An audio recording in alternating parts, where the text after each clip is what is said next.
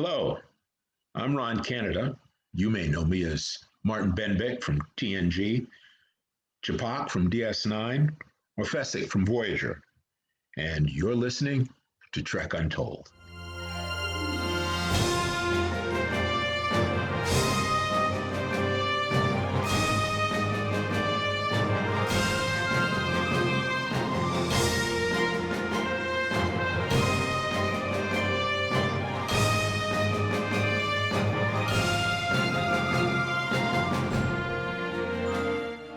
Hello and welcome back to Trek Untold, the Star Trek podcast that goes beyond the stars. I'm your host, Matthew Kaplowitz. If you're a regular listener to this series, you know that the majority of our episodes are with character actors, because Star Trek, like all episodic television, employed thousands of them through each series. Some did Trek early in their career, others at the tail end, but if you've learned anything from this podcast, it's ultimately a true who's who of people that have passed through the series. There's many performers who have had and continue to have truly great careers, but aren't celebrated whatsoever for their efforts. And for Trek Untold, that's always been the concept of the show, to make sure that those people get the spotlight. Today's interview especially feels like one of those where the concept of this show to honor those who don't normally get that giant spotlight has never been more true. Today, we're speaking with Mr. Ron Canada. Ron has appeared 3 different times in the Star Trek franchise. First in the Next Generation episode, The Masterpiece Society, as Martin Benbeck, a sort of judge-like character who was part of a genetically engineered group of humans on a doomed planet. He returned to Deep Space Nine as Chapok in The Rules of Engagement, a Klingon lawyer prosecuting Worf due to an incident where all was, of course, not what it seemed. His final appearance in the franchise was in the Voyager episode titled Juggernaut, and he played the Malon named Fesek, who teamed up with the crew to prevent his damaged freighter from exploding and polluting the galaxy. Outside of Star Trek, Ron has been a professional actor for over 4 decades and has appeared in over 200 films and television shows, including Adventures in Babysitting, Dallas, Cheers, Parker Lewis Can't Lose, A Different World, Sister Sister, Family Matters, L.A. Law, Honey, I Blew Up the Kid, Home Alone 2, Hanging with Mr. Cooper, Murder 1, Felicity, The X-Files, The Shield, One-on-One, The West Wing, Cinderella Man, Stargate SG-1, Ted 2, The Orville, and much, much, much more. In my research for this interview, I was surprised to see how little there was out there about Ron. There were a few very short clips of him discussing his work on YouTube, but each was like less than 3 minutes long. And there were practically no text articles either, so I'm very happy to say this is probably the most in-depth interview about this very excellent actor, and it's really about time that somebody profiled this genius of the stage, screen, and television. It's also one of the longest interviews I've ever done on Trek Untold, and that's because there was just so much to talk about, and Ron had so many very interesting and intelligent things to say about performing. And you know what? Ron deserved all that time, and much, much more. So let's spend a few hours today with Ron Canada and learn all about who he is and what he does. But before we jump into our interview, I want to ask you, are you following Trek Untold on social media? It's the best way to keep up to date on who's going to be the next guest on Trek Untold and to learn all about the other cool things that are happening here. So if you're on Instagram, Facebook, or Twitter, go ahead and look up Trek Untold, all one word, and give us a follow and a like. If you'd like to help support the show monetarily, go ahead and check out teespring.com/stores/Trek Untold to check out some of the merchandise we have available. This includes t-shirts, mugs, phone cases, sweatshirts, stickers, and a whole bunch more. So go ahead and check out teespring.com/stores/Trek Untold. You can also support our show by visiting patreon.com/Trek Untold. If you become a paid subscriber to Trek Untold, you'll get first access to the show and a chance to ask our guests questions on future episodes. But most of all, please subscribe to the show wherever you're listening to it or watching it. And if you've already done that, please also leave a review and a rating if you can. Leaving ratings and reviews helps increase the visibility of podcasts on platforms like iTunes and other places like it. It shows that you're listening and that you like it, and that other people who are interested in the same subject are going to probably like it too. It helps us grow, it helps us get better guests, and it helps us keep bringing this amazing Trek Untold show to you. If you're already following us or have supported us in any other way, thank you, of course, for being a part of the Trek Untold family. There's a lot of Star Trek podcasts out there, and we're very grateful that you chose us to listen to. I'd also like to make a quick shout out to our friends at Triple Fiction Productions, who make some great 3D printed Star Trek inspired toys and replicas for fans of all ages and toys of all sizes. But you'll hear more about them a little later on in the show. Now, without further ado, let's beam up this week's guest. Computer, access interview file. And welcome back to Trek Untold, and now joining us on the other side of the line, We have Mr. Ron Canada, whose face you have seen many, many times in many shows, films. We're going to talk about a few of those today, and of course, a bunch of Star Trek episodes. Mr. Canada, how are you today? I'm fine. Thank you, Matthew. Thank you for having me. It's so great to actually be chatting with you today because, again, you're one of those character actors whose faces I've seen in so many things. So it's a real pleasure to be able to chat with you today about some of that work. I appreciate being here. So, outside of your actual appearance in Star Trek, can you tell us what's your earliest memory of Star Trek? Well, the first season, what year was that? 66, 67? 66, yeah. Okay. I think I recall it used to come on Fridays. And there had been a long time when there had been no space shows. TV goes through periods of westerns and detectives and space shows, though, had been noticeably absent from the genres that were on TV at the time. I had watched in the 50s, though, I had watched a show. There was a couple of shows that I liked, outer space shows, when I was a preteen. Rocky Jones, Space Ranger, prominently. And they used to run in New York City, where I grew up, on Channel 9, WOR TV. They used to run a lot of the old Buster Crabbe Flash Gordons with Ming the Merciless and all of that. And I was a big fan of those. But as I said, in the 60s, there weren't very many space shows. I never, maybe that Space Family Robinson thing, but I don't know. I think that was after Trek, but I couldn't get into that for some reason. But anyway, Star Trek just blew my mind. For one thing, they had an African American woman, Uhura, there, which was mind blowing in 1966. And then there were episodes in which Percy Rodriguez, I think, would guest star. And I think there was one with maybe Raymond St. Jacques. I'm not sure, but definitely Percy Rodriguez. An African-American actor at the time who went on to be very big in the movie trailer voice business.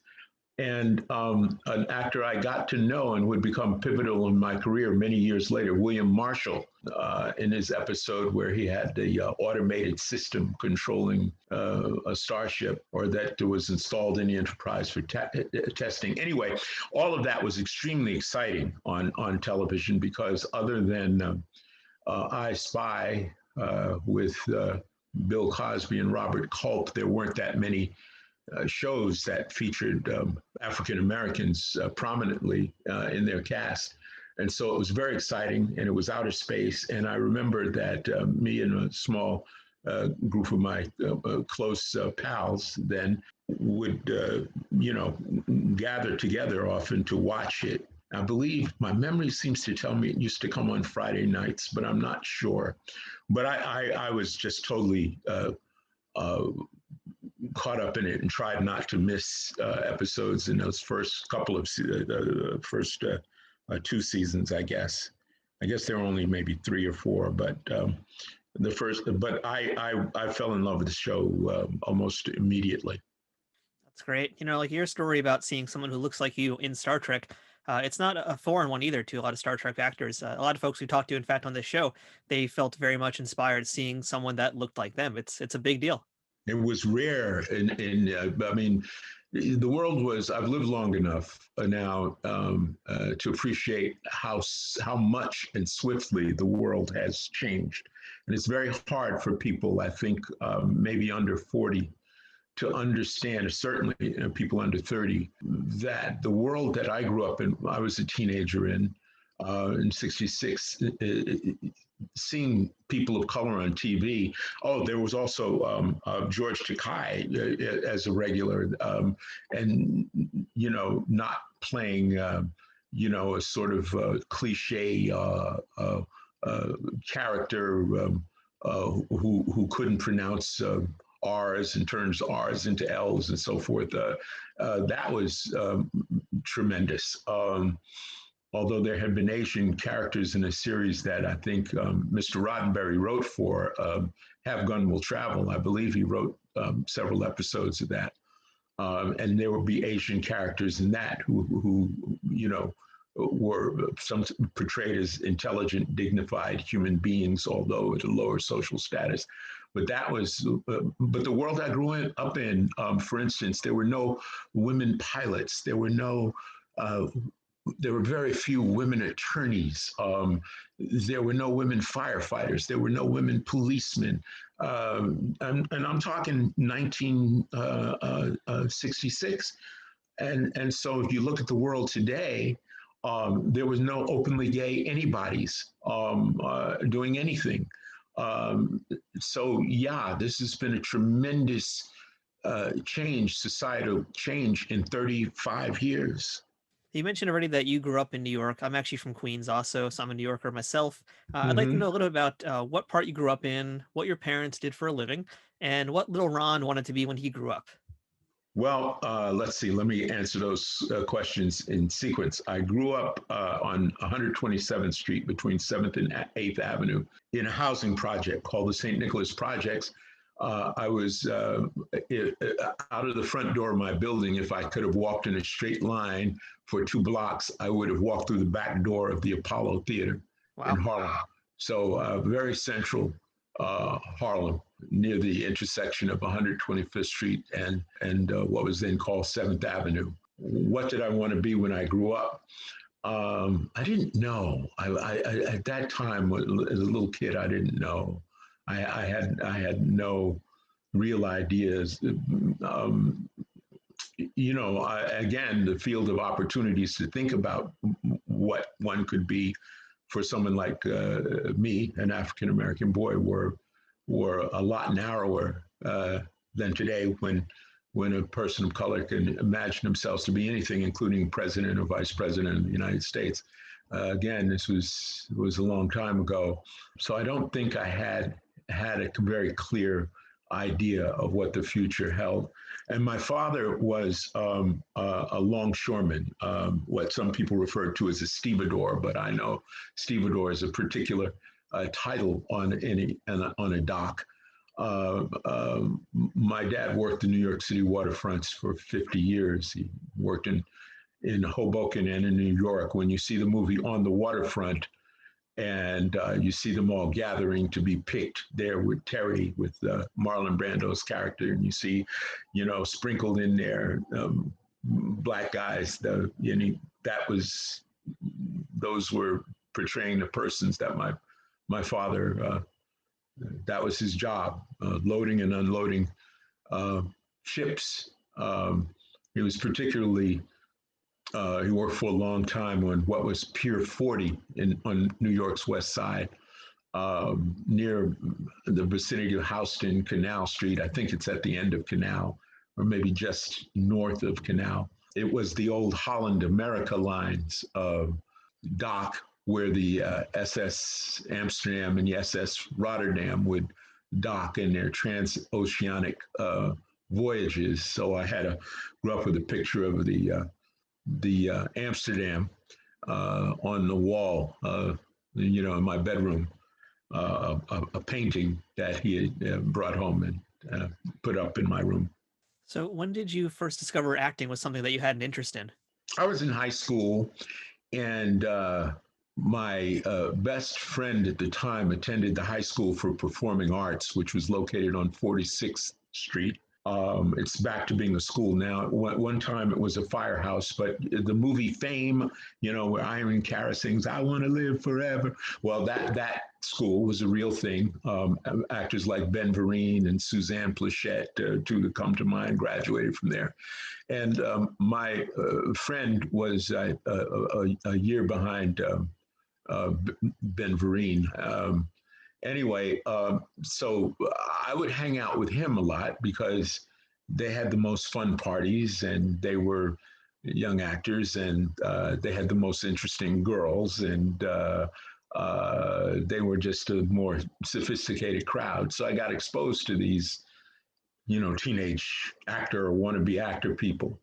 And through my friend, I remember my friend was in a Broadway play with Paul Ford, the colonel from the old Sergeant Bilko TV series. And anyway, I went to the opening night party with my friend, and it piqued my interest in movies and television, and I just always was drawn to it. I became more and more interested in movies and film, and I always had the feeling that I could do that. I can't explain it, but I always felt that I could be on camera. It evolved very shortly in the late '60s to wanting to do the news, but I always felt that I could be on camera. And lo, I've spent now, oh God, almost 50 years. 2021 will be my 50th year, and I've been on camera every year for 50 years. Yeah, it's very, very impressive. And you've got a wonderful resume to show as well from all that time in acting.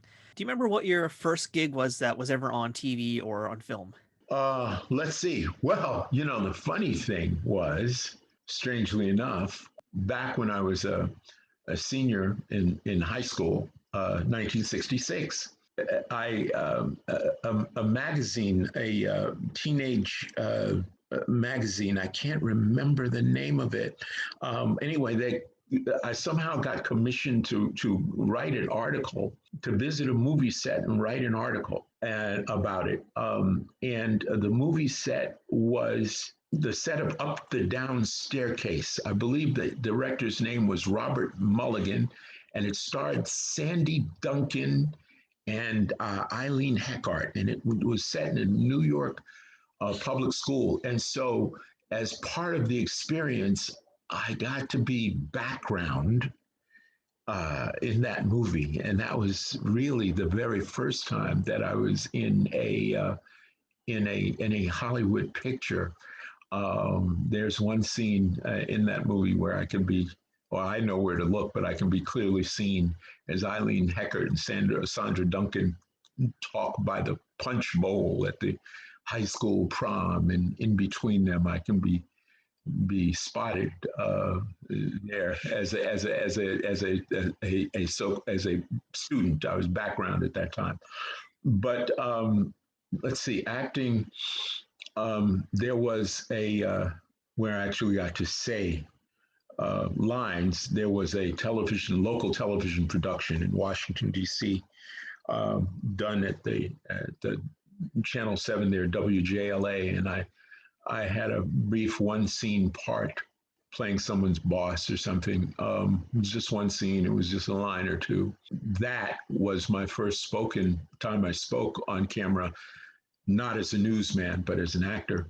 And then the first time I really had a principal part in a film was in a very bad remake of The Invisible Man. I think it was called The Man Who Wasn't There.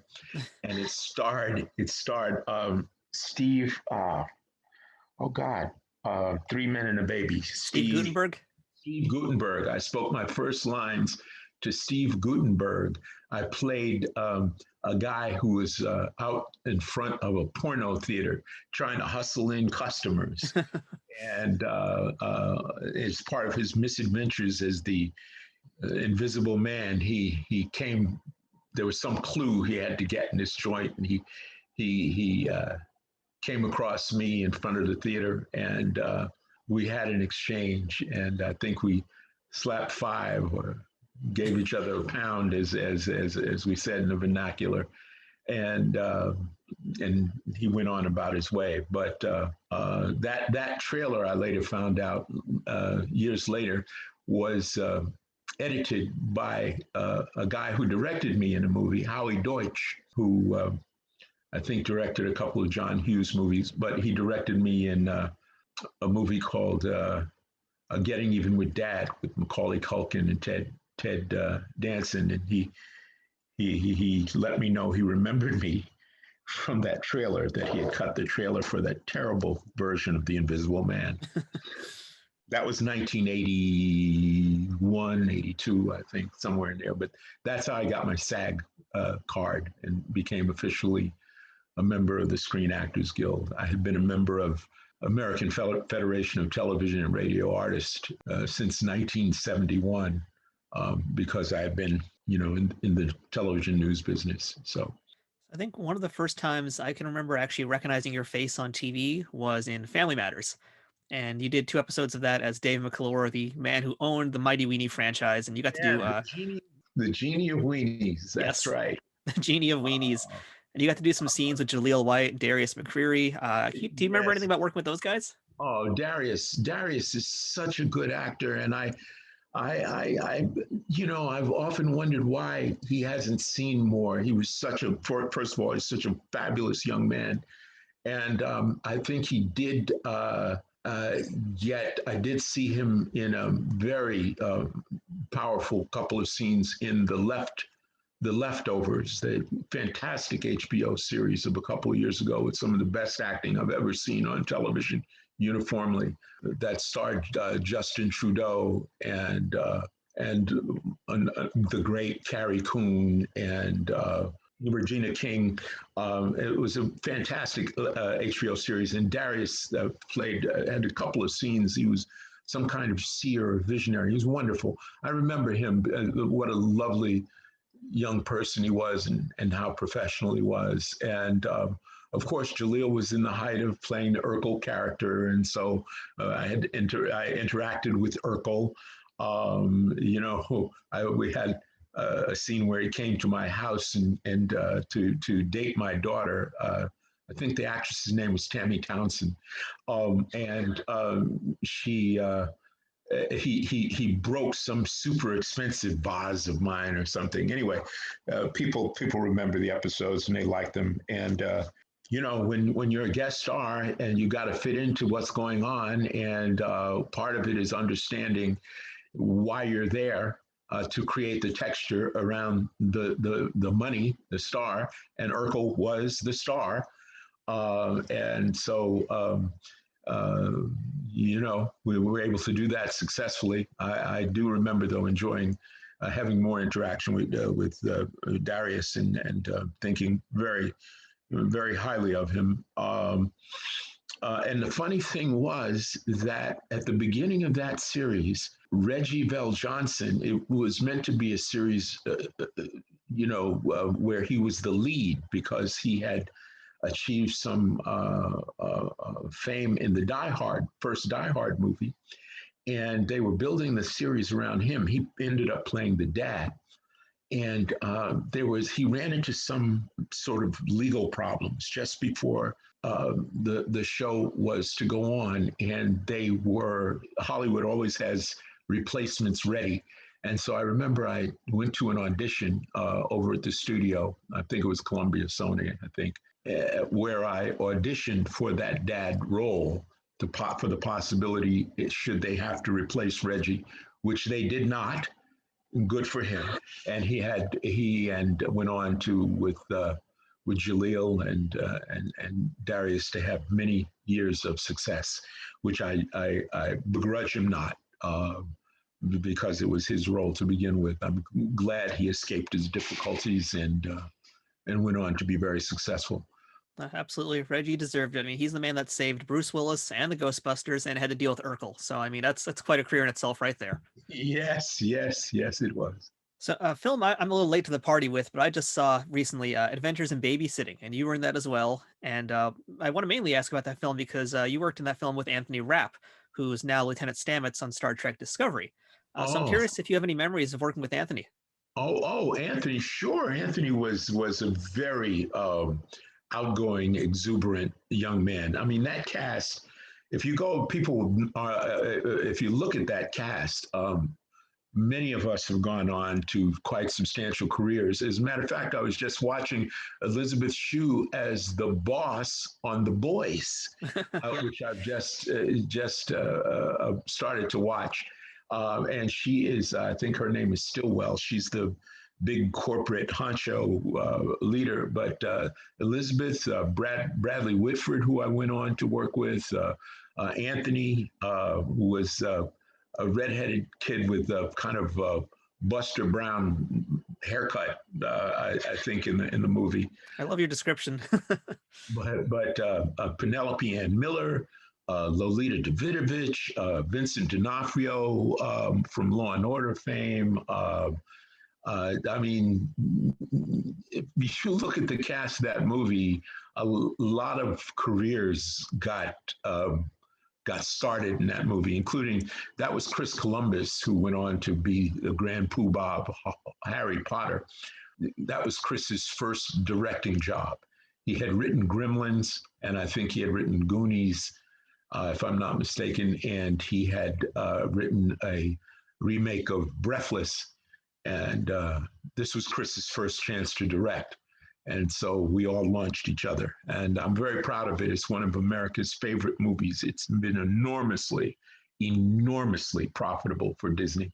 It was made for $7 million, and they have made their money back in multiples. And it's now in its third generation of people viewing it, because people who were little kids then, back in 1987, who are 40 to 50 now, have introduced their kids to the movie, and I can tell from the residuals it's still popular. Yeah, I only just saw it this year, in fact, and I got to say, objectively speaking, it still just very much holds up. It's just a well-constructed movie with great performances. It seems like a lot of fun to put to actually be on that set too and making it. It was a fabulous experience. It was my first really big, fairly large movie role. The villain throughout the movie is sort of chasing the kids, one of the two villains, along with John Chandler.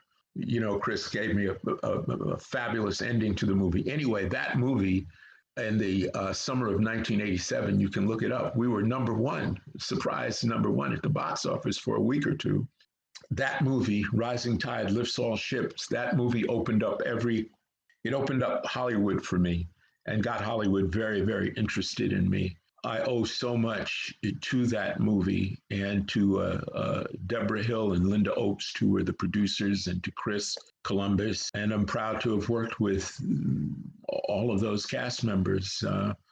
And I always delight when I see Elizabeth or Penny Miller or Anthony and his great success in Rent. And now he's part of Trek World. It's wonderful.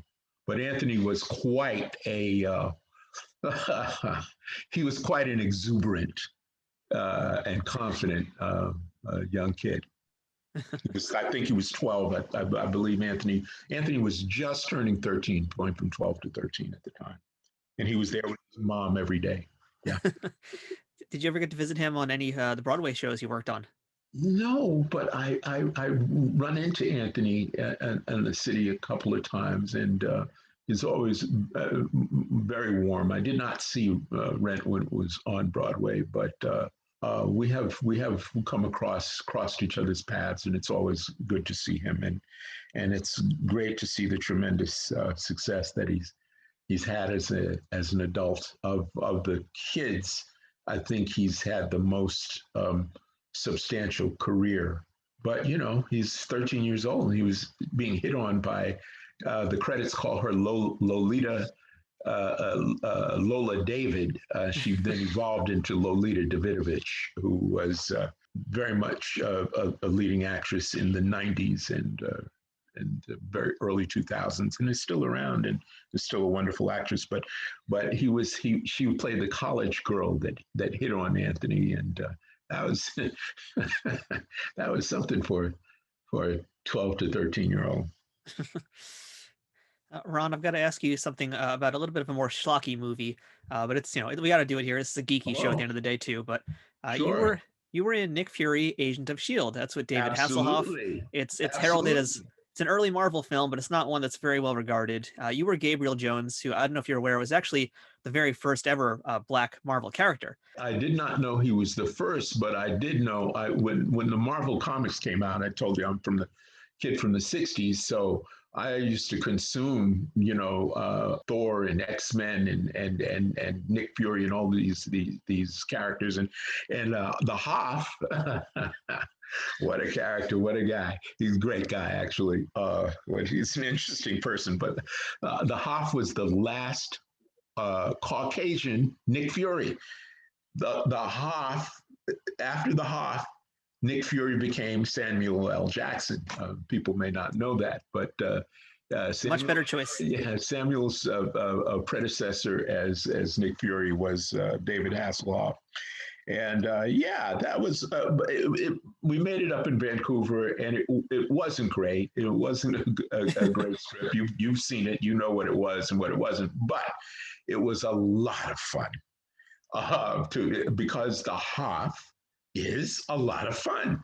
He's a big personality, and he has, at least when I worked with him, he has a good time at work.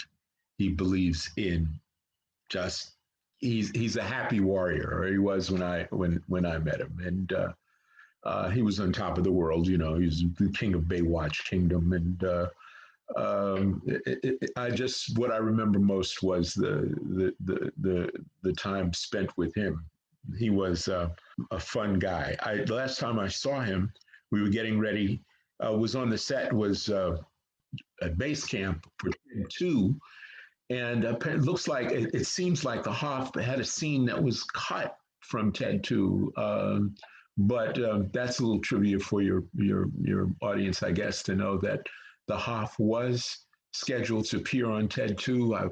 I know because I went and knocked on his trailer, and we greeted each other and laughed, and then he ended up, I guess, on the cutting room floor. But a little bit of trivia. I just find it interesting because it's kind of a segue to my next question, the next thing I want to ask about. But yeah. Gabe Jones, in terms of Marvel Comics, like, he was really the first Black character in any of the Marvel comics to be a prominent character. Mm-hmm. And it kind of bugged me that in the film, his character is relegated to be more of I don't want to say pencil pusher, but he doesn't get as much action as the Gabe Jones does in the comics. Because in the comics, he's carrying a bugle, he's carrying a rifle, he's joining the Howling Commandos on missions. Yeah. Well, they made him a suit, which I guess is why they came to me, because you may have noticed I have played, and I will continue to play suits. I'm a bum in real life, but in a good 50% of my, bum clothing wise. Okay. But I'm blue jeans and t-shirt guy a lot of times, but a lot of my career, a Brooks Brothers suit. And that's, I guess, part of the reason I was cast as Gabe, rather than, some six-pack guy. My six-pack days were over by the time my career got really going. But Gabe was a scientist, was a kind of function like the gadget master for Nick Fury in that Nick Fury Agent of Steel. Sort of like, I guess, what's the character in James Bond who comes up with the gadgets? Q. Yes, I sort of played Q to Nick Fury. Gabe was in this manifestation. See, it kind of leads into my next question, because I wanted to talk to you about Cinderella Man, and you played Joe Jeanette. And the thing that bothered me, I just rewatched the movie because I do a lot of heavy research for these interviews, and I like to ingest as much as I can from the people I'm speaking with. And having just rewatched Cinderella Man, it's like basically you are in the opening scene, and then you're in the final fight, but you don't really say much. And it's disappointed to me because Joe Jeanette was the guy in real life that as a trainer, he's the man that trained James Braddock. But even beyond that, this is a man who fought Jack Johnson 10 times, Jim Johnson 10 times. He was the first colored heavyweight champion. Yes. He's not the first, but he was one of them. He was a big deal at his time in his heyday. He was from New Jersey. And I felt like, he should have had a lot more. So maybe you can help me out here. Was there more for the character in the film? No, there wasn't. And I was the last person added to the major cast. And I think I was insisted upon by Universal and Miramax, because I don't think they wanted to do a boxing movie without a major African-American character. So I have to be very careful about what I say. People can read between the lines of what they, I would say that my impression throughout was that the Joe Jeanette character was, in the conception of this particular group of filmmakers, an afterthought. And that's about all I want to say about that. All right, I won't budge too more about that in particular. I just know if, I guess as the viewer, I can say Your this. observation, I understand your observation, and I certainly concur. I had a great time making the film. I had a great time with Russell. I had a great time with the great Angelo Dundee because I'm a boxing fan. I've had quite a few boxing movie, television show character credits on my resume. I enjoyed my time in Toronto with them very much. I enjoyed Paul Giamatti very much. It was in many ways a wonderful experience, but I will say that I think that your observations about the film and the character are correct. And I will simply say that I don't think I was part of that character was prominent in the conception of the filmmakers. And I think that I was in the movie by studio insistence. Well, I will say you don't have to comment on this one on my comment here, but one of the things that bothered me a lot is how half time I'd see your character, he'd be blocked by Paul Giamatti or something else would be covering his face. It was just one of those annoying things I noticed. And I really hated it because Joe Jeanette played a bigger role in James Braddock's life than the movie shows. But we'll leave it at that. But the one thing I thank you for that observation. The one thing I would say is you have to look at the filmmaker and look at their filmography, and that's it. I do want to add, I'm from a combat sports journalism background, so I've covered boxing, UFC, MMA, that kind of stuff. Mm-hmm. And to be honest, on this show, I never really get to talk about it much. So I would love to hear any stories or any memories you have of Angelo Dundee. Oh, I loved him so. I loved the maestro. He called me the professor, and I called him the maestro, and we got along fabulously because he soon figured out that I was a real boxing fan. And so I got to spend every day with Angelo, and I got to ask him every question or any question that occurred to my mind about Muhammad Ali, about Ray Leonard, about Carmen Basilio, about the boxing game, about his observations and thoughts. He introduced me while we were up there. He introduced me to George Chavallo, who came by the set. We shot a lot of that in the old Maple Leaf Garden. The legendary Maple Leaf Garden is where the fight scenes were shot. And George Chavallo, who was a great Canadian heavyweight, as you probably well know, Muhammad Ali pounded him for 15 rounds and couldn't get George Chavallo out of there. George Chavallo had a head that was made of granite. But he introduced me to George. He introduced me to the Braddock family when they came by the set. Angelo introduced me to Norman Mailer. And I got to have a chat, just me and Norman Mailer at lunch one day, which I will be forever grateful to Angelo for. But Angelo was an amazing font of knowledge, a very positive, bright spirit, effervescent and loquacious, and he had a great affection for Russell, and Russell Crowe and Russell for him. Angie said to me, he would watch Russell, and he said, Ronnie, he said, if I had gotten this kid, I could have made something out of him. So anybody who thinks Russell Crowe's toughness or athletic ability is totally fake, I'm telling you what Angelo Dundee told me to my face. I'll never forget. He says, we were watching Russell in the ring with a young Canadian amateur light heavyweight going at him. And he says, Ronnie, they were sparring. He says, I could have made something. I got this kid early. I could have made something out of him. So one other thing before we jump into Trek stuff here, and that's you were in Boston Legal for several episodes throughout the entire series. Judge Willard Reese, and that show has a lot of Star Trek alumni in it. I mean, off the bat, we've got Shatner and Renee Auberjonois in the film in the series, but you've also got, I think actually one of the episodes you did, I don't think you were on in any scenes with them, but you had Armin Shimmerman and Ethan Phillips.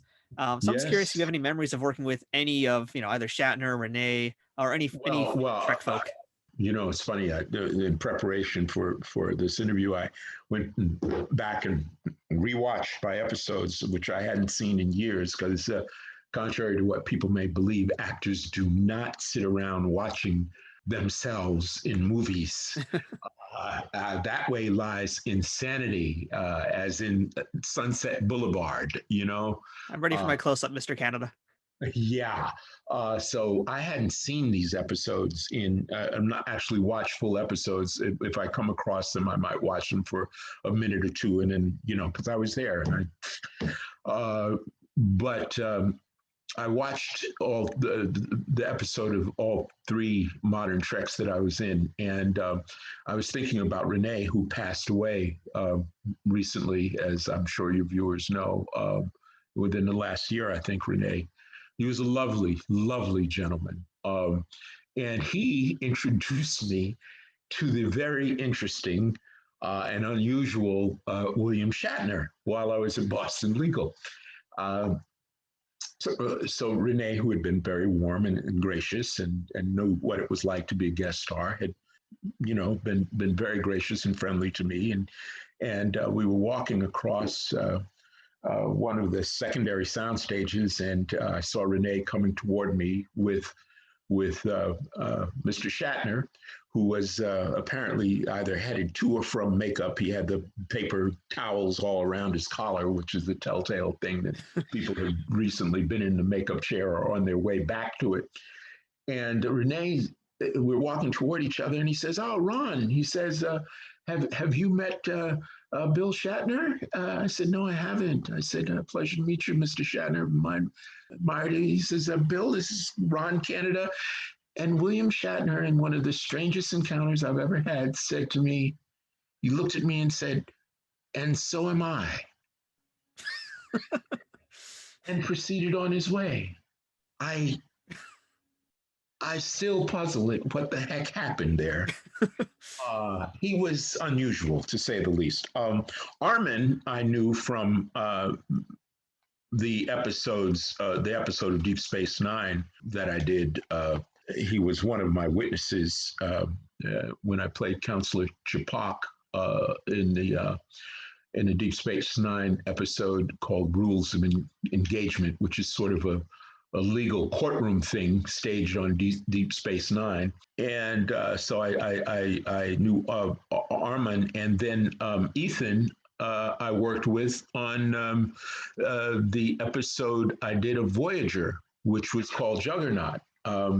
So we had scenes together, but did not encounter them ever on the Boston Legal set, except for that crossing of paths with Mr. Shatner. And I think Renee was in my courtroom once in one episode, but he was a lovely man and a superb and gifted actor and an important member of the American stage and the Broadway community and so forth.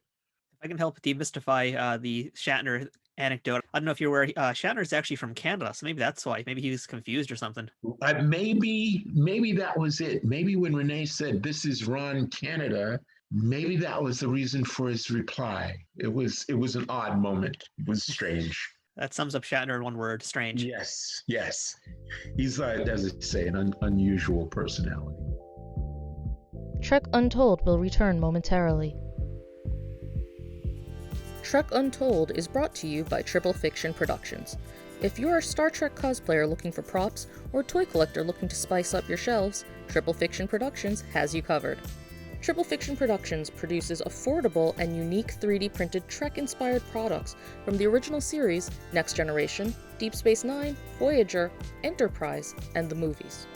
You can expect the same amount of care and attention to detail in any of the items in their catalog, whether it's a prop replica for use in a fan film, or part of a cosplay, or accessories and playsets for figures from Playmates, Migos, or Diamond Select.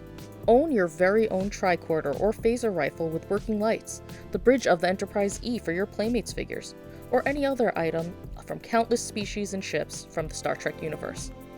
All products are 3D printed in the USA and are constantly evolving and improving based on fan feedback. To learn more about their products, visit them at triple-fictionproductions.net or on Facebook at facebook.com/triplefictionproductions. Triple Fiction Productions, taking Star Trek where no 3D printer has gone before. Hello, everyone. I'm Armin Shimmerman. Perhaps you know me better as Quark from Deep Space Nine.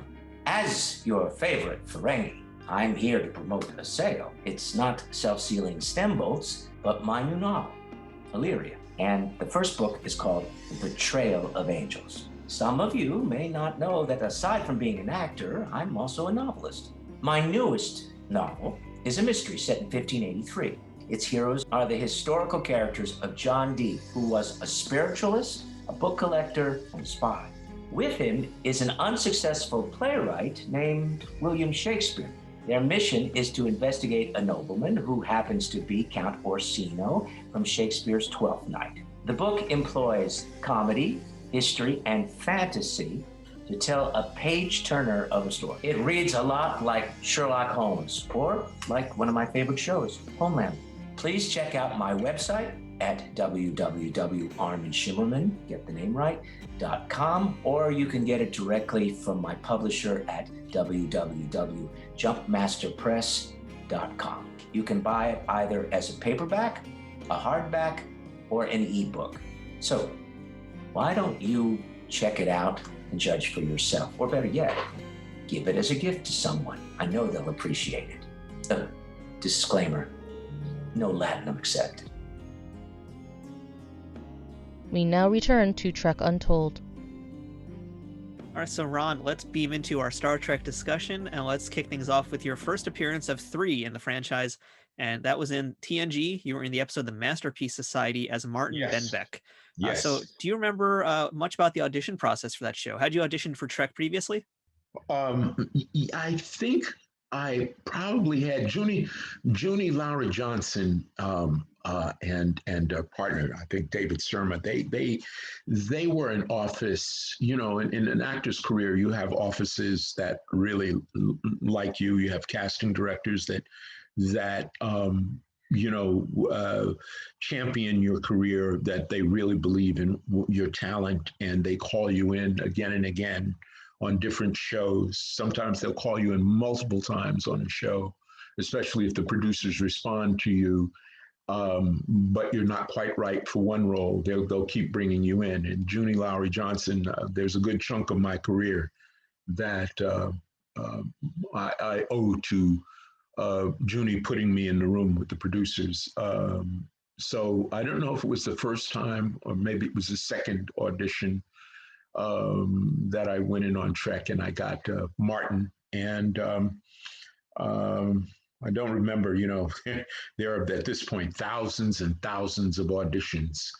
I say to people, I've had my career is supposedly a success, and I do believe it. In my terms, it's a success. And I tell young actors, and I say, you know what my batting average is? Auditions successful to auditions had.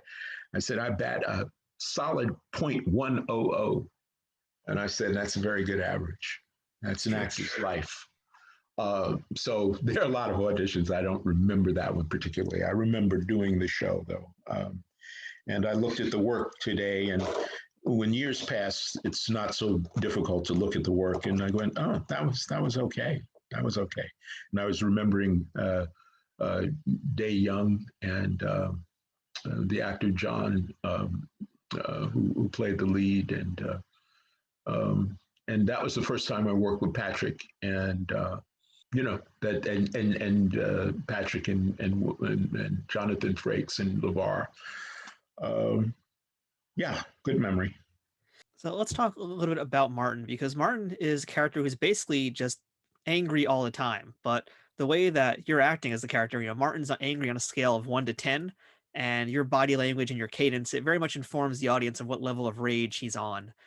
So I'd like for you to talk to us a little bit about how you found this character, what you did to make him not just be, angry all the time and just the same flat anger, but kind of having these different varying degrees of anger and portrayal of information within that.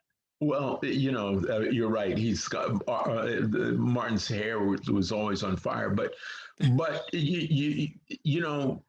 I took it. He was a conservative, and I haven't gotten to play conservatives that much in my life.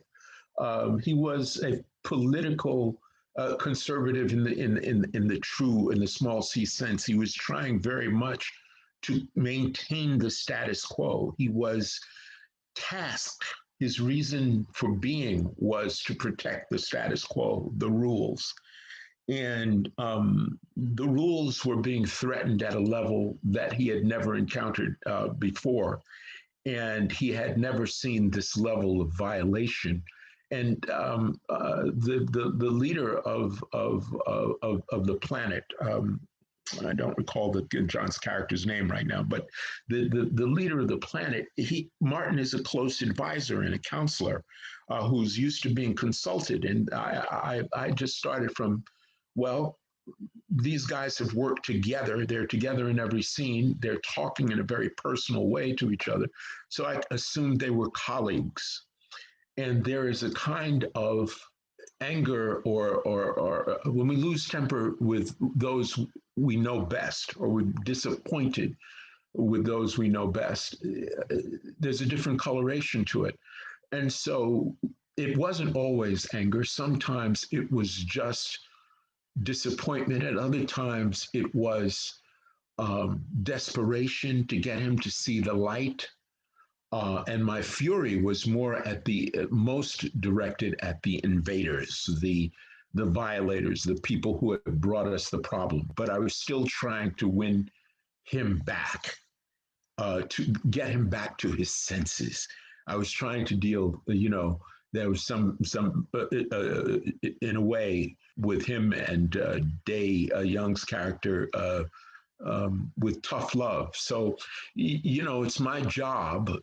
What I get hired to do is to bring, as I say, texture and dimension around the stars, the big money, the personas that the audience tunes in to see. And that means part of my job is to make the storytelling as vivid as I possibly can. If I have my greatest strength, I think, as an actor, is my ability to read the literature and to carry out the writer's intent. And you don't do that. Very few good writers. You don't get cast usually on a good TV show, on successful TV shows, to play one dimension. I've never tried to in my life. You get the job by telling a story in each scene, having goals and having a story that you want to tell with that character in the scene. So from what you say, you saw some of that, and then I'm grateful. Then that means that to some degree I was successful. And they brought me back for 2 more shows, so the 2 different series. So I guess they thought so too. Yeah, I mean, if you don't mind a mid-interview compliment, and I'm going to talk about this more when we get to DS9, especially, hearing you talk right now, hearing your emotional vocabulary and what you're putting that into with your acting, it's very apparent. I feel like your expressiveness and your ability to translate, a line into giving it an emotion that's not just the most obvious way to handle that emotion. I really think it's one of the very wonderful things about your acting that I admire. Thank you very much, Matthew. Now, do you recall any of the shoot days and working with Marina, working with Jonathan, working with Patrick? What were those days like? Well, Star Trek commanded a huge amount of the Paramount studios, the Paramount lot, which is, everybody knows the legendary arch over the entrance to the lot. And it's not the big, huge, colossal thing that, you get from the movies, the Paramount Gate. But I loved going through the Paramount Gate. It always made me feel, wow, I really am in Hollywood. But on this Paramount lot, which is on Melrose Avenue in very central Hollywood, Star Trek had 3 working huge sound stages and a lot of auxiliary buildings. And I got an idea of the scope and the importance of this show to Paramount when I went there and saw the stages and the elaborate sets and just everything that was involved. And what I most remember, and that was a long time ago, it's been some almost 25 years now. I remember the rapport and the camaraderie between Patrick, Jonathan, and Levar, particularly, especially Jonathan and Levar. But they had figured out a way to make it fun, and they genuinely seemed to like each other and enjoy each other and be having fun, which isn't always the case on super successful shows. One thing that one way you're on a successful television show, you can tell right away, is there's a lot more relaxation because people have had 4 or 5 years. They've made a lot of money. They're looking at making a lot more money. But sometimes people fall into their separate, camps and so forth, and just don't have that. They're over it, and they do the work, but they don't, have that much to do with each other. But these guys, particularly the next generation crew, just seem to have a genuine bond that you could feel. And later I got to have a much closer working relationship with Patrick and to socialize with him some, and that's real. That rapport that they had, because I guess they were the little engine that could. They came out of nowhere in a way. They went against a huge existing thing, the original Trek, and they won. They made a new. They expanded the fan base, made a new fan base. They were accepted by the Star Trek world, the original world, and I think that there was a joy in being on a winning team, like a winning sports team. They had that kind of swash in their buckle and that kind I'll use the word love for each other, at least at that time when I was around them, and that was palpable. I think that's a good choice of words because, seeing them at conventions to this day, it still feels like nothing's changed. So love is, I think, a very, very correct word in this situation. Yeah, they're. I know that Patrick is close to Marina, to Jonathan. I didn't work with Brent Spiner, but they were fond of Brent. Levar, who I have the highest regard for. Maybe we'll talk about that later, directorially. But that is the memory that I take away from that. Sometimes I had to watch the episode again to remember everything that happened in it. But from an actor's point of view, what you remember is the days you spent at work. You spend a lot more time between scenes than you do shooting scenes. Takes a lot. It's a lot longer process to make a television show or a movie than it is to watch it, or even the actual shooting. A lot of it is waiting and sitting around in the chairs and being in your trailer and exchanging stories with people, and so you remember the sets and companies where there was a joyous feeling. They stick out. We will definitely be talking about Levar Burton in a few minutes because I've got plenty of questions about that. But since you did mention you had just rewatched the episodes, I just want to ask what you think now, looking at the episode as a final product. Did you like it? Yeah, Masterpiece Society. Yes, I did. And here's what it struck me today. It was very thoughtful. It was very a very serious-minded adult themed. The thing that made Trek famous. It wasn't just an action shoot 'em up, or I guess what some people call a space opera. It wasn't, about, there was very little quote unquote action. It was about human behavior and psychology and social issues and big issues, the big issue of social engineering and personal freedom and autonomy, all those kinds of things. And I think I said, oh, this is a piece of television I'm proud to have been a part of, because it was smart. It was a smart episode, so I liked it. Yes. So let's move into Deep Space Nine. But before we start talking about rules of engagement, I just found this out the other day. You were actually up for the part of Martok, and you almost had that part, I read. Yes, with my old roommate and dear friend to this day, John G. Hertzler.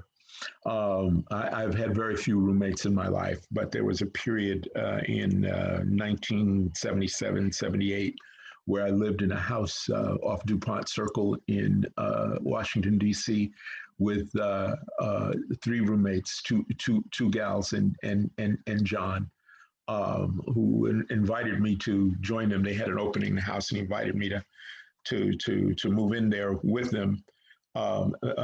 We had been doing lunchtime theater in government buildings in Washington. And anyway, so John and I became very close then. And Ron Moore had liked my audition so much that he called me at home that night after my audition. He said, we'll call back tomorrow. And he says, here's what, and I'm here in my apartment in Hollywood, and here's, writer, producer guy telling me he liked my audition and tweaks that he wanted me to make for the callback. And I went in and I thought I executed well. And I didn't know that John was coming in, a couple of people after me. And he apparently wowed them. And, there's always somebody who's better in any competitive business. And that day, John was better than me. And, I was thunderstruck that I didn't get the part. So I had my agents call and ask, and they said that my audition had been great, but that this guy, John Hertzler, had come in and just blown them away. So, I talked to John, let's see, about 2 months ago, my phone rang and he was calling me from where he is now in Ithaca, New York. I guess he's up there teaching theater and directing. But we had a great chat about his daughter, Hannah. And so I lost to one of my dear friends, and at that time, one of my closest friends in the world. I mean, if you're gonna lose, why not make it to someone like that? Yeah. It made it actually easier to swallow because John went on and spent it to do the character extremely well, and then to be a big hit at conventions, and it allowed him to raise his daughter and take care of his family, and it all worked out. Yeah, he's one of those guys I'd love to talk to sometime too, and maybe one day it'll happen. But let's talk about your episode. He's in Ithaca. You look for him. He's somewhere in the Cornell community. You'll find him. Oh, I'm gonna go up there for sure. I'm gonna get my friend. He's got his Cornell alumni card. We're gonna go up there and barge our way in the doors. Yep. So let's talk now about your episode from season 4, Rules of Engagement. And you are the Klingon named Ch'pak. You are the lawyer from the Klingon homeworld. You're trying to get Worf extradited to the Klingon home planet to deal with the stuff that's going on in that episode. But let's talk about that makeup process, because you are a Klingon, as we mentioned, and the Klingons, they don't have an easy day in the makeup chair. So what do you remember from that part of the show? Well, Michael, I remember that I had to come in about 4:30. I lived about at that hour of the morning with no traffic, without speeding. I lived about 8 minutes from the Paramount Gate. And I remember my call was the unbelievable hour, I believe, of 4:30 in the morning. But that's when you were getting a startup makeup job. And I remember Michael Westmore, isn't it? The famous Wake Up Yep. Make family. Yeah. Michael was waiting there for me in the morning himself. And we began a process that went on for more than 3 hours while he fitted me for things. He made that fantastic set of teeth that I have, including a fang for one of my canines, a fang that kind of was on my lip outside of my mouth. He did all of that personally.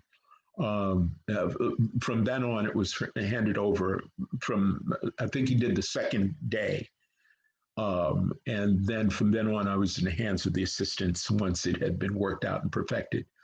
But that was certainly the longest time I'd ever been in a makeup chair. And it was a very interesting experience. I don't complain about it. It was quite a transformation. It was fascinating to have him work on me and work with me, because it was a with processes, because he's always communicating and asking what is comfortable and how that feels and so forth. And they are masters of making the makeup, as involved as it is, as comfortable as is possible. And they take wonderful care of you at the end of the day, where there's a makeup taking off process that lasts the better part of an hour, because they also make sure to take care of your skin. But it became so comfortable that by the second day, or late in the first day, I forgot I had it on. And so when people walking around a lot, when people were looking at me strangely, it took me a moment to realize, oh yeah, I've got this stuff on. So it was quite an experience. But that first day, it was 3 hours plus, and then each day thereafter, it was whittled down. But that's what made Star Trek also such a great job, the overtime. Wow. We've spoken to a lot of actors who have had to do the heavy prosthetics for their characters, and they've all said different things about how it will affect the way they act the character. And so, I want to make again an observation about your style of acting, what you do, and something I've noticed through the different roles I've seen you in is how expressive you are and how you make the most out of what you can.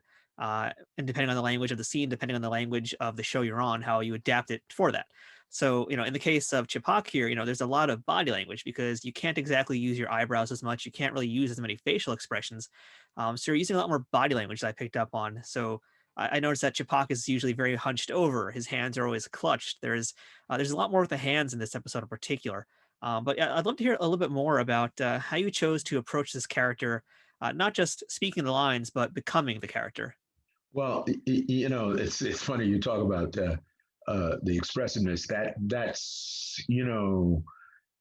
That's a big help on a stage when you got 500 people and you got to get it out to a distance. But in film, it is a hindrance. It's something that actually, I have to learn and concentrate and work against in things where I don't have the prosthetics. I was watching the episode again this morning to recall it, and I noticed some of the things you noticed, because again, that was a long time ago, I believe.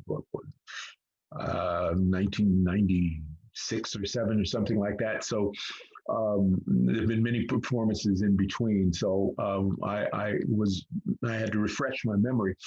But in the case of the makeup, I didn't have to worry so much about my own rubber face because I had a rubber face over my rubber face. So that I could be as a Klingon broader than I would be if I were playing as I was when I was playing Martin Benbeck, or when I would be playing a judge on The Affair or something, or West Wing. You don't want to be doing too much with your face because it distracts people from the part of your face that people really watch in a close-up, something I call the golden rectangle, from the bottom of your lower lip to the top of your eyebrows to the outer edges of both your eyes. That rectangle is what we watch when we watch movie and television performances. And so everything that's in the close-up, that is. So everything that moves in a close-up other than that is a distraction. All great movie stars and all great film actors, television actors, they have one essential quality to begin with. They are still. They have tremendous stillness. Their bodies don't rock and move in the frame. Their heads don't bob. Well, so many of them don't have much of a blink reflex. So, I mean, Patrick is an example. He's extremely still. And so you get pulled into that area, which I described as the golden rectangle, to look for meaning. You don't want to go toward the lens. You want to draw the lens to you. The lens is skittish. It's like a small animal, you know. If you go at it, it runs away, you know. I can definitely see that, and watching this episode again, having just seen the other two episodes that were in Star Trek, I felt like Ch'pak, I really got drawn in. That's a great way to put it. I was very much drawn in, and it definitely helps the way that Levar Burton set these shots up, because like the way I do these watch throughs is I'll be taking screenshots as I go along to use on social media, and I Mm-hmm. just couldn't stop taking screenshots of Ch'pak because he was always so composed wonderfully in every shot he's in, and just there's always just something about him, something magnetic about this character. Thank you. I watched it today. I said, okay, I'm proud of that work. I've always been proud of that episode. Um, it was one of the biggest responsibilities in terms of pages and lines in an episode of TV that I have ever had. I'm in every scene, or three-quarters of the scene, and I'm talking and having dialogue, and I'm interacting with just almost the entire cast. And it was, and Levar was so supportive and challenging at the same time. But insofar as making the character work, his physicality, it's funny, I don't make sort of mechanical decisions, I'm realizing, about characters' bodies. I believe very much in the actor's imagination. I believe in reading the text very thoroughly and very carefully, and then letting the imagination go to work about the circumstances and the scenes, and breathing as the character, and then the rest of it sort of forms itself around. I was watching my hands in that episode today, and I didn't realize how much I was doing the steepled hands. Yeah, your hands are doing a lot of storytelling in this episode. I really enjoyed looking at those and watching what you were doing with them. Yes, but I won't tell you. I'll tell you that I was watching. I was surprised. Everything you prepare, and then you prepare so that you're free in the moment of the performance, so that you're free to be in the world, and you're not operating the character like a puppeteer, like a marionette. That way lies bad acting, because it's not organic, it's not spontaneous. Once you make that decision, then you have to listen. What I like very much about the performance, which also informs the body language, is the listening. There are very few things more important in acting, film acting or stage, than listening. I never learn the other person's lines. None. I learn my lines. I do not learn my scene partner's lines. I expend no energy on that in my entire career. Why? It's purposeful. I want to listen. I want to respond in an immediate way to the stimulus that's being given. I want to hear the information that is being spoken and not be listening. Oh, their word. oh, now my stuff. I don't want to, ever to be doing that. I know I learned the cue. I find out what my cue is, what the last couple of words, but I want to be listening to what they're saying before they get to the cue. I want to actually have my character be hearing them and responding. And in this particular episode, I feel like I did very satisfactory work in that regard. I would say far more than just satisfactory. I thought in particular this episode, your scenes with Avery, you're talking about listening and reacting and responding. Avery seemed like an amazing scene partner for you to work with. And something I've noticed with him when we talked to other guests who got to do scenes with him is he very much feeds off having an adversarial counterpart, which Chapok very much provides. He liked that very much. I think it got him engaged at that point in the series. I think, what I was able to bring something to that episode that engaged Avery and engaged Michael in a particular way, or at least there were some people around the production I remember who commented in that regard. And I like to think, as I said, my job as a character actor is to create texture around the money, the stars, but I also want to bring stimulation to them, and I want to challenge them, because usually, more often than not, sometimes you're an ally of the star, but more often, or the series regular, I get brought in to pose a problem, an obstacle. And you can't have a strong character in a drama if they're not overcoming a dimensional obstacle. And Chapok is the personification of obstacle for Captain Sisko and for Worf.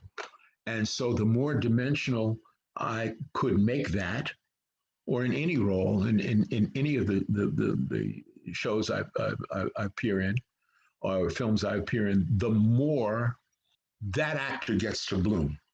Acting together it's a group activity. It's not a solo activity. I mean, I know there are people who don't like one-man shows. I've never wanted to do one. I have no interest. It's like playing with another good musician. They stimulate you, and I'd like to think at this point that I'm a good enough musician so that I stimulate my scene partners, and we get a good back and forth going. A good, that I hit the ball over the net hard enough so that, so to speak, or with enough spin so that they have to engage their skills to get it back across the net, if I can use that as a sports metaphor. Yeah, I mean, I imagine you probably don't spend your days watching Star Trek DS9 like I do, but I can tell you I can tell you from watching, other episodes of guests I've spoken to, Caitlin Hopkins comes to mind because she did an episode where she was, again, similar kind of adversarial character to Avery. I felt like he really brought his A game to this episode, and you guys played off each other so well. Like, I feel like, and that's kind of a topic I want to talk about too. This episode is, we mentioned earlier, this is Levar Burton directed this one, and the stars of this episode. This is a Michael Dorn centric episode with Avery Brooks as his support and Ron Canada as the advocate going against him. This is basically, I'm trying to find like the best way to say it, but this is basically like a Black Run episode with Black characters as the stars. And I feel like that really kind of brought together something different that we don't normally see on Deep Space Nine. Yes, or see on any other television show. Really, in my career, it's not something, it's funny for us three African-American male actors, mature male actors, to be on screen together was a rare occurrence. I can remember doing an episode of Seventh Heaven with Keith. Keith David. Keith David, yes, Keith David and Mr. Collins, and we're the three of us together, And well, Keith and I laughing, saying to Stephen, man, you're participating in something rare. The two of us on screen together at the same time.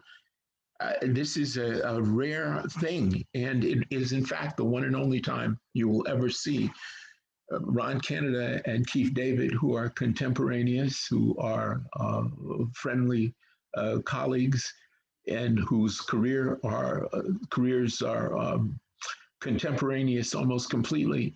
That's the only time you'll ever see us on screen together. So for me and Avery and Michael to be there, I called it also the duel of the episode of the dueling bassos, because you have three kind of big voices of three guys who are kind of known for their voices going at each other. Although I was a little handicapped by the teeth. Yeah, it was special for that regard. And again, it was under the guidance of Levar, who is a man of such intelligence and dignity and a director of such skill and preparation and confidence, and enjoyed so much confidence from the crew, something you could feel that they loved going to war with this guy. And he had the respect of Avery and Michael. My impression of DS9 was that the camaraderie was not the same as what I talked about on SNG, but there was certainly respect all around. And Levar is just a leader. He's as good, maybe the best director of television that it's ever been my pleasure to work with. I think I know, given my film career, a little bit about directors, especially in terms of their interactions with actors. And, I have worked with Rob Reiner and William Friedkin and a couple other people like that. In my mind, Levar is as good as anybody. He has my gratitude for that performance as well, for helping me and guiding me and supporting me thoroughly. Can you describe a little bit about what his directing style is like? Confidence and relaxation. The two things that make good acting, he displays as a director. And you learn from, I direct some stage myself, and you like to think you learn from every good director that you ever have. And Levar just exudes confidence on the set, and it is contagious. He also, his preparation is complete and total. He's not a director who's always looking at his script. He's not looking at anything except watching you. He's not glued to Video Village. There's never any sense of tension or panic. He has this residing calm, which in that respect, he's like John Sayles, the great film director. He is just serene. He gives off an aura, or at least in that week of working with him, of there's nowhere else he'd want to be except right where he is. And how we're going to get this done, because we're us, and how could we fail, And people, he just creates an atmosphere where everyone is respected, and where you can tell the crew knows that they are respected and regarded, and they want to please him. And there's an efficiency because he is prepared, which is the thing that actors, and I think crew people, will tell you they most want from a director, that he or she be prepared, and to know that text in and out, up and down. And he also has the advantage of being a fine actor. And I'm sorry, in my experience, the best directors have always been people who have acted themselves. They have the most useful information to convey and know how to convey it. And they know what not to say and how not to get in your way. I can say that about Kevin Hooks. I can say it again about Rob Reiner, as directors or actors who stand out in my mind and who I've admired in my career. But Levar, top of the list for me. And I looked at that performance today, and I thanked him again. And I thought about what a superlative director he was. I've only ever gone to one Star Trek convention ever in my life, and I basically got one autograph that day and one photo taken, and that was with LeVar Burton. And I told him that day when I met him, I didn't want to be Geordi LaForge. I want to be LeVar Burton because, I grew up with Reading Rainbow. I grew up seeing him on Star Trek. He became then this amazing director. He has this amazing, wonderful podcast. He's such an inspiring individual. So I'm really happy to hear that he's just so great to work with in that regard. He is class personified, in my opinion. So let's talk about your final appearance in the Star Trek franchise, and that is in Voyager. You were in season 5. Episode is Juggernaut, and you were a Malon named Fesek. And somehow they managed to get you into even more makeup and an even bigger outfit. Tell us about that. That was some suit. But it wasn't that uncomfortable. I was amazed looking at it, how they were so amazing, that production company, how it was so fitted so precisely. And I was able to move in it, even at my, advanced age then. I guess I was about, I was 50 then. And I was looking at it, I was probably quite spry and able to crawl around on my knees. But that makeup actually, even though it looked more elaborate, it wasn't as elaborate as Chapok. But it was quite a bit, but it just wasn't as big. It was more, there seemed to be more separate pieces to Chapok. Yeah, Robert Beltran was a friend, so I was happy to be on the show with Bob.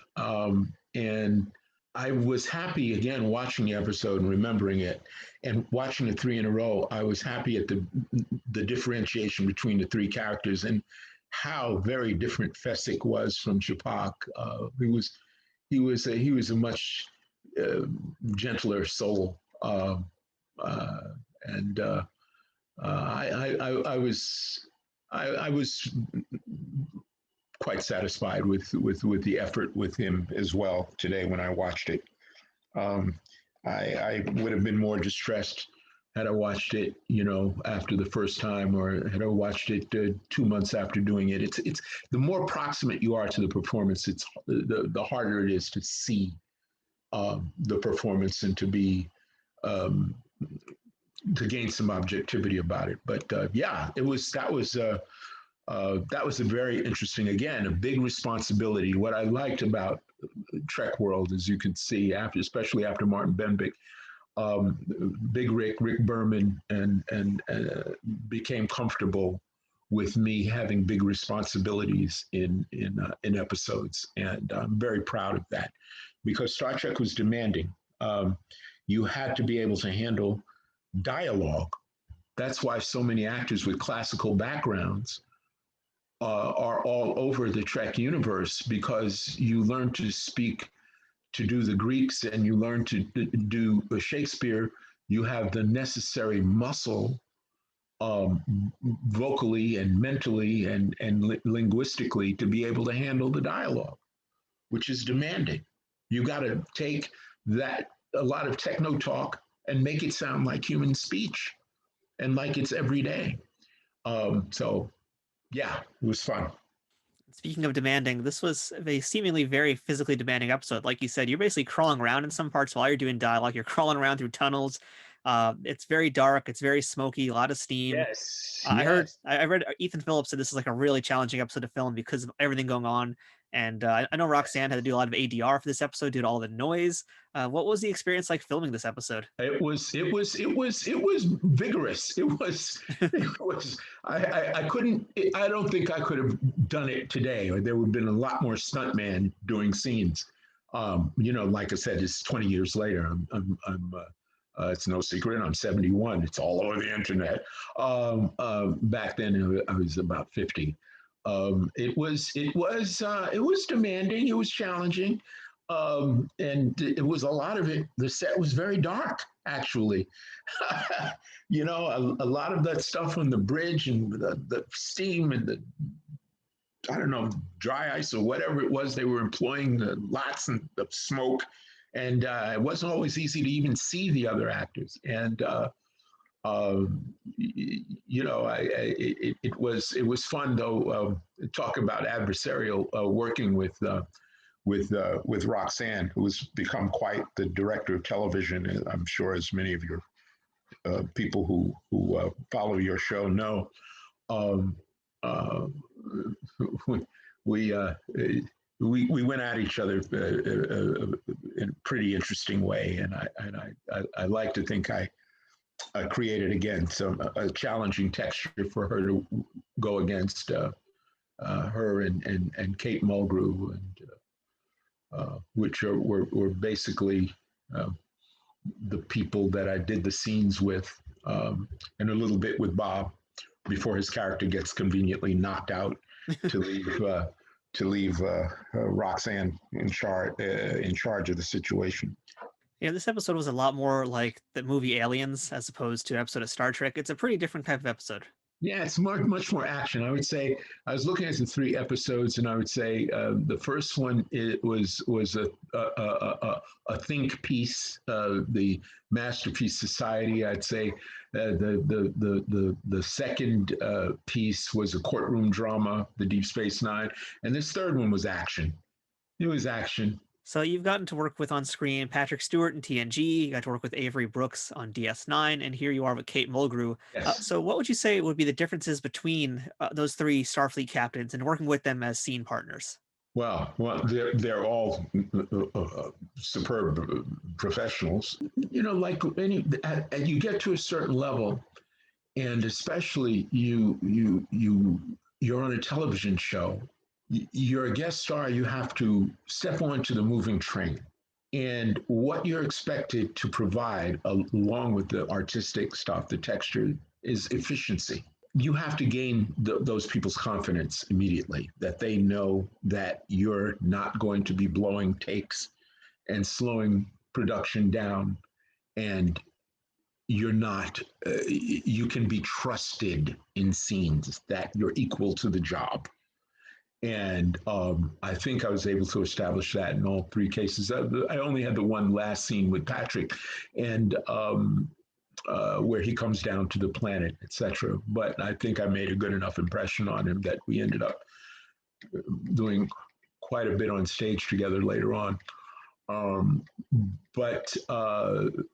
Yeah, they're all at a certain level.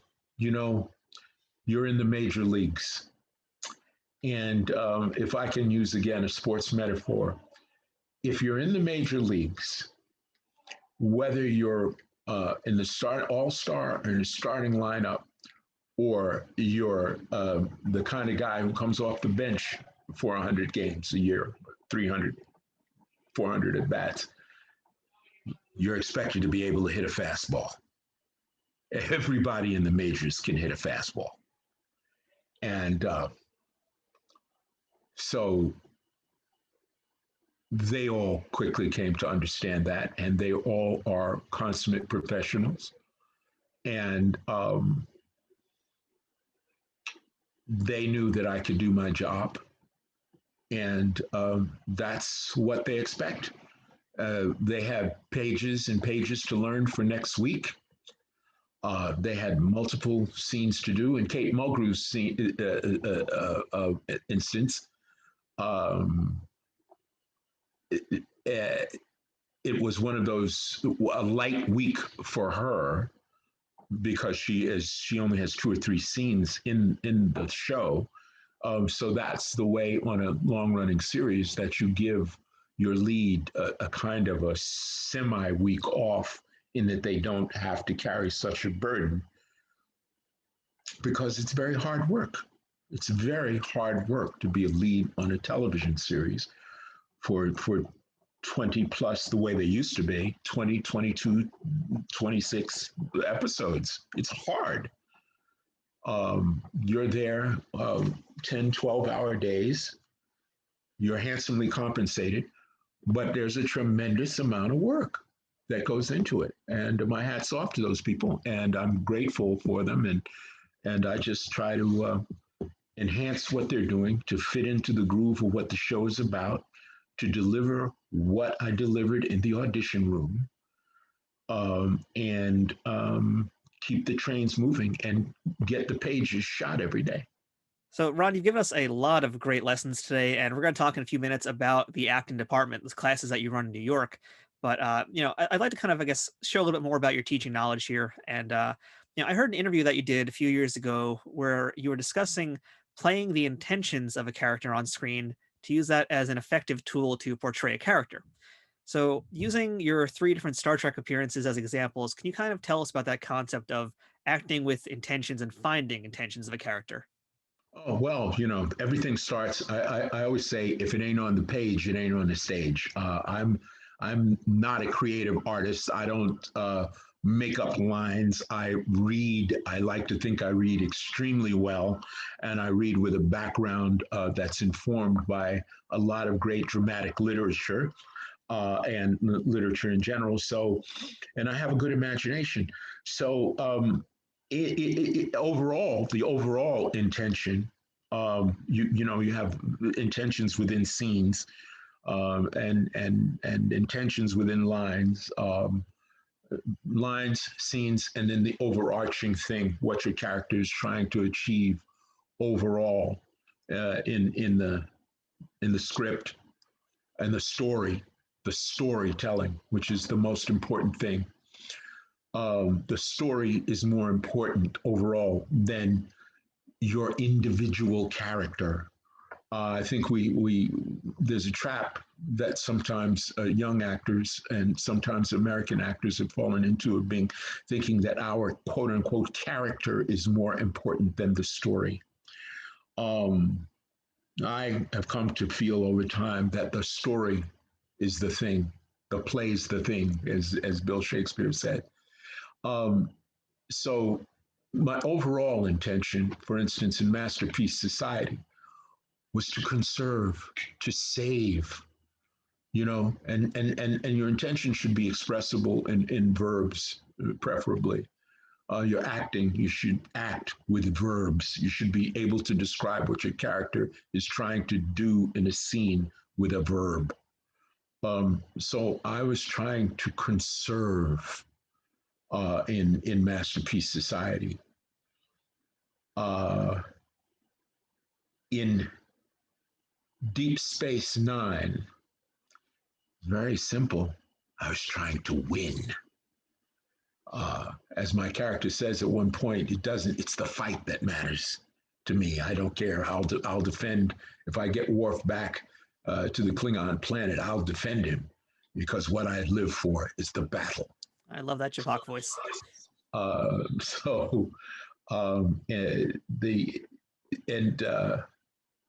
With Fesek in the Voyager, survival. So those are the big overarching intentions. Okay, that's you're understanding what your character is trying to do in the story.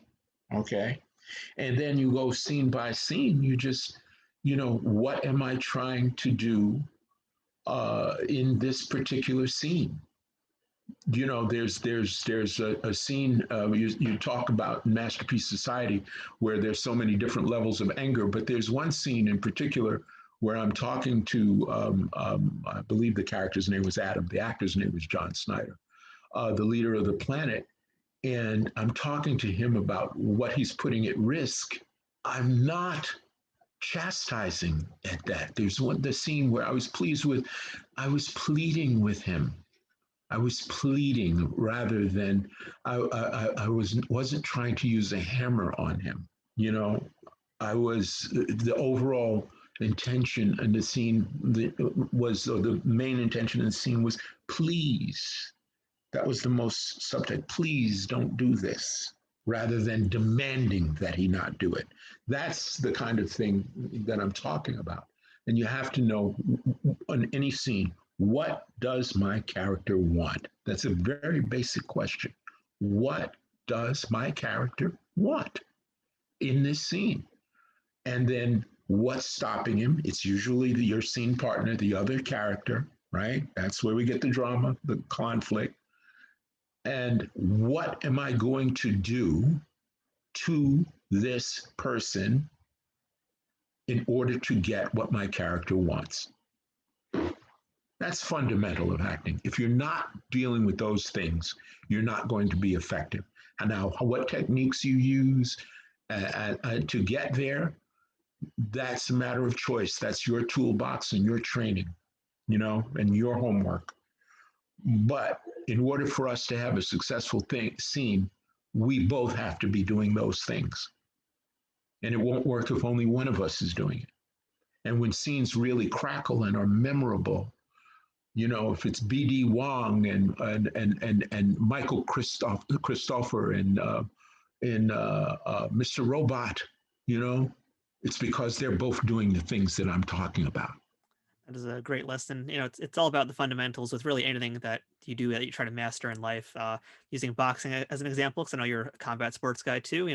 You can't really learn how to throw a knockout punch until you learn how to jab. So Right. It's all about what you do with those fundamentals. Once you get them, then you can take the next steps to move forward. So great That's lesson. right.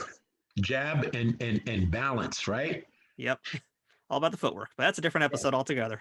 And the fundamentals, once you learn them, they're the same. And actually, the process simplifies itself over time, because a lot of things that you think are important when you're a young actor, you realize that that's just wheel spinning and self-indulgence, that you have to do those fundamental things. One of the great actors I've gotten to work with, Anthony Hopkins, they said, Anthony, how do you do? And he's one of the most fantastic actors on this planet. He says, I read the script over and over again. I read it over and over again. You can't get more fundamental than that. Anyway, good fundamentals, good results. So your career is littered with sci-fi shows and films, and we didn't really even talk about Babylon 5 or The X-Files today, but the last thing I want to ask you about in the realm of sci-fi is what many consider to be the continuation of Star Trek, and that's the Orville, which is Seth MacFarlane's show, and you've been in several episodes of that. I know we mentioned Ted too, you worked with Seth on that as well. But can you tell us about, working on the Orville? I know most of your scenes have been through a holo emitter, if you will, basically not necessarily with the main cast, but what's your experience been like on the Orville so far?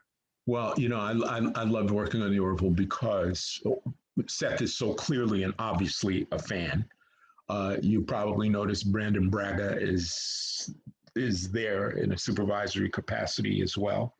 Everything about the Orville reflects Seth's love and admiration of Star Trek. And I think it's obvious to anybody who watches the two shows. And there's more humor in it, but he's not mocking.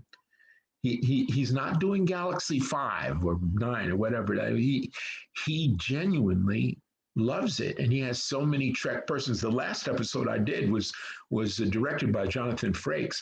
And it was one of the ones, it was the only one where I wasn't being seen through the screen, hollow screen, the communication screen. And it was with Ted Danson and Victor Garber and Tony Todd. We're all in the scene together in an episode of The Orville that was directed by Jonathan. So all of those Trek people and some of the people from the costume and design people are Trek veterans. It's just very evident if you've been in both worlds that there's a real respect and reverence, although Seth gives it his spin. I think Seth probably watched every episode of Trek, old and new, and had a fantasy of being a starship captain, and he became big enough and successful enough and important enough to the studio that he got to, and he's talented enough, so he got to have his fantasy. He got to be sitting in the command chair of a starship. I just started watching The Orville only recently on Hulu, and of course the episode that you're in where you're on screen with like all those great people I haven't even gotten to yet. So now I've got something to look forward to at the very least. Yeah, yeah. I look for the episode directed by Jonathan. I think it's season 2. It's early season. I believe it's season 2. It's one of the first 2 or 3 episodes. But um, yeah, Ted, Victor, and Tony Todd. I I mean, know. wow. Wow. Tony's again one of those guys like I'm dying to get on this show because he is just such an amazing actor. He's been in Oh, some very great DS9 episodes too. yeah. Tony's a lovely man. I've met such nice people on Trek World too. That's the thing. So many people I remember for just what pleasant human beings they were. Robert Picardo, a very lovely man. Yeah, but Tony is just a warm individual and was always trying to give me hints on how to get on the convention circuit, which the conventions have never been interested in me. It's been just interesting. It's fascinating. Never, ever, have I gotten even the slightest feeler from a convention. But Tony, of course, was a big convention guy, but just one of the nicest guys in Hollywood that I met during my 25 years there. He plays such fierce characters and sometimes monsters, but he is a big, gentle, warm guy. And so yeah, it's and Ted. I love Ted. Always loved Ted. So Ron, across your very prolific career, what would you say would be the worst day you ever had on a set and the best day you ever had on a set? Worst day. Wow. Now that's a weird. That's a heck of a question. Boy, it's hard. I love my job so much. That's very difficult, Matthew. Right off the top of my head, That's probably a good thing if you haven't had any really bad days then. I can't think of it. A worst day would be somehow to be unprepared or holding up production, and you don't get to have my career and my resume if yet that happens. So no. Wow, the best day, huh? But also, there have been so many good ones. I remember the first day that I worked on West Wing was probably a great day because that show had been on for years, and during the first regime, and I had never had a chance to be on it. And I'm an old Washington journalist, I know politics pretty well on a firsthand basis. I had a White House press pass when I was 25 years old. So I know a little bit about it. And the fact that I never got a chance to be on that show until the second regime. But anyway, John Wells took over for the last year or two. And my first scene was with Allison Janney. And that was fun. It was joy. And, she sort of let me know that, I did well. And I loved just about every day I was ever in the Situation Room with Martin on West Wing. He's a marvelous guy and got to work with the great John Spencer. So that was pretty terrific. Yeah, and the entire episode as we've gone over the entire Rules of Engagement episode. And I had a bad head cold or was suffering from allergies rather that through that entire episode. And but it was a joy to work with Levar. So yeah, those come to mind right off the top. But there's, like I said, I've been fortunate. I've gotten to do what I love to do for well over 30 years now. Yeah. And you've been in over 200 things. I mean, I'm just curious if there's one piece of work across your career so far that you're the most proud of. Well, I would have to say that the highest quality artistic thing that I've ever been part of, that is, critically acclaimed. Of course, I'm happy about Adventures in Babysitting because it's beloved by people, but from the audience acceptance point. But John Sayles' Lone Star, starring Chris Cooper and the late Elizabeth Pena and Matthew McConaughey and Yeah, I'm Carmen de Lavalade. If I had to write my own obit and the first thing that I would want mentioned, or if people could only see one thing that I was ever in, it would be Lone Star, I guess. That's a very good one. Adventures in Babysitting is pretty good. So you've given us a lot of really great information today on acting itself, and I know these days you have your own academy. You've got the acting department in New York. Can you tell us a little bit about the acting department? Well, it really was a course that I gave. I keep the website up because I have friends who, my producing partner, who keeps hoping that I'll get back to it. And post COVID, who knows? And you know, as you get to be an older actor, you never know how much they're going to want to use you. But basically, I set up because so much of the business has moved from Hollywood, North Hollywood, and Burbank. So much of television has moved back to where it began, dramatic television, scripted television. It's across the river in Queens and Brooklyn. And there's a great acting pool here, of course, of actors who act on Broadway and off Broadway. But a lot of them have a great deal of stage experience and not so much on camera experience. I mean, everybody here has their episode of Law and Order, I guess. But I wanted to create a course where I could help good stage actors transition into competent on-camera actors in over a course, an 8-week course. And so that was the purpose of it. And I wanted it to be affordable for actors, but I wanted to give something back to the profession. I love actors. It's the only club I've ever wanted to be a part of, is the club of actors, professional actors. And I just wanted to help people who I knew were talented to be successful in the audition room, to be successful at work, to understand what the expectations were, and to understand how to turn their talents, their ability to play, into the ability to play within the frame. It's like the difference between playing live concert and playing in a studio. They're not the same thing. You're doing the same thing, but you employ somewhat different techniques. And almost the difference between stage and camera, you're applying almost opposite technique. And I just wanted to explain it to them clearly, and also to show them, to work with them, to put people on camera, to make corrections, give them feedback, and then put them back on camera and let them see for themselves how it works. So that was the origin of the acting department. And I called it that because I wanted them to know that just as on a film set, there's the camera department, the sound department, the wardrobe department, the set department, the art department, that you're the acting department.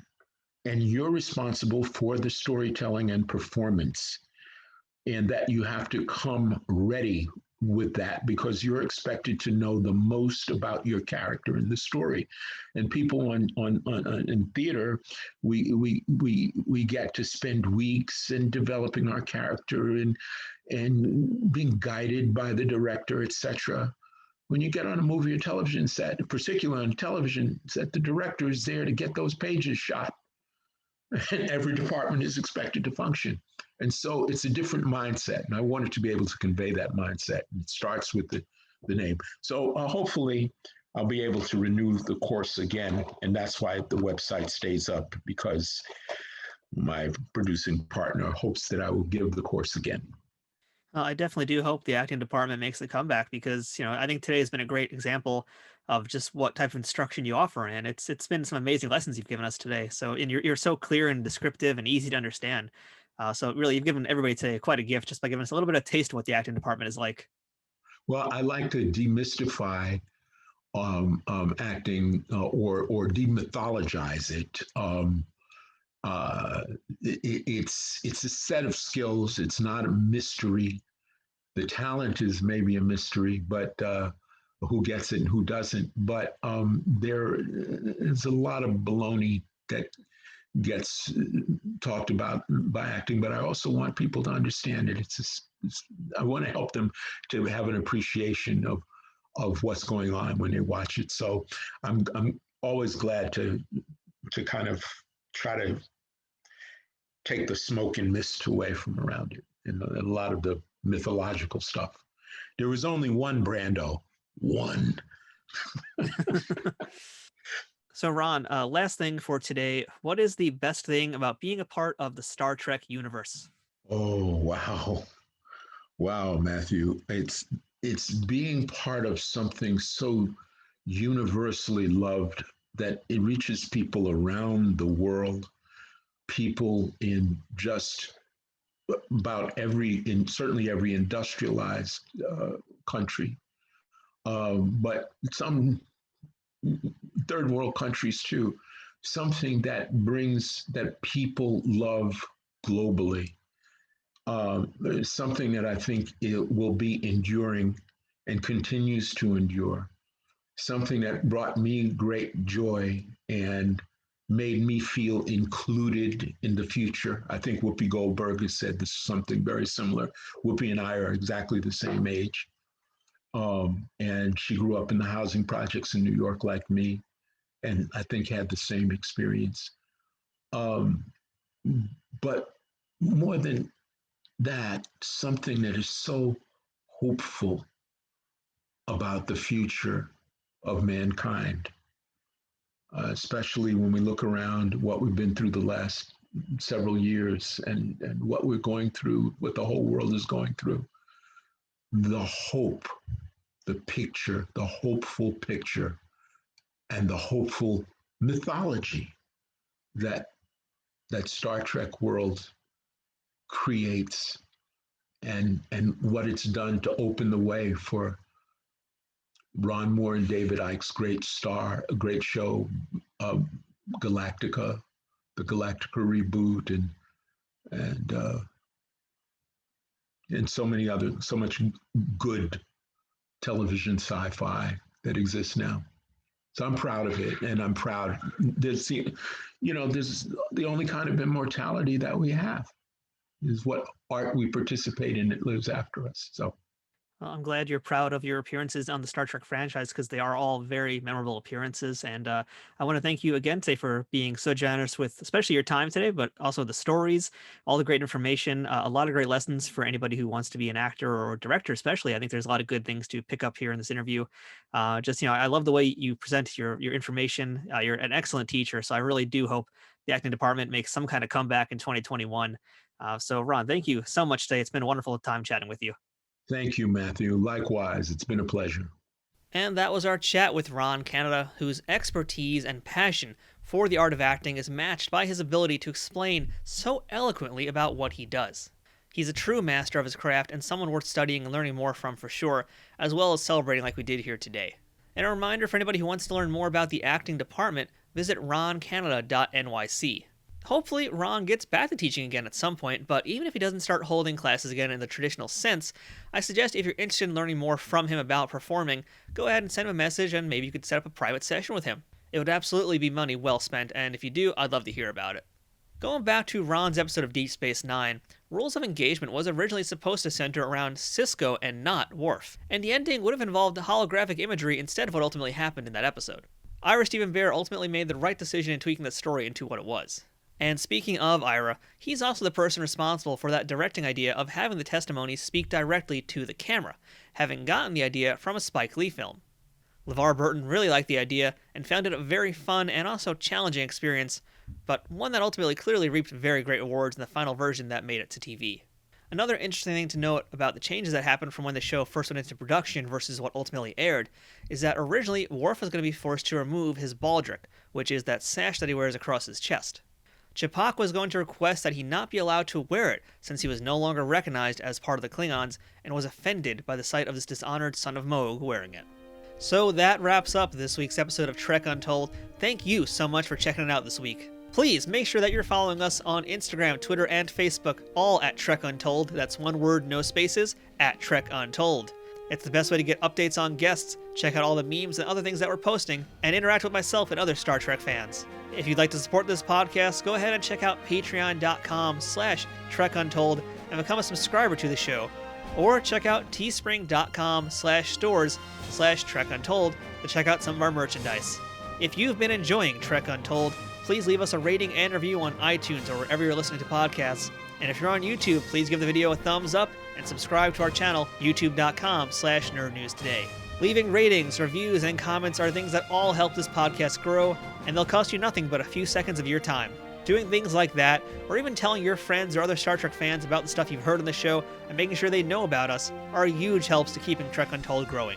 Thank you once again to our sponsor, Triple Fiction Productions. Go ahead and check them out at triple-fictionproductions.net.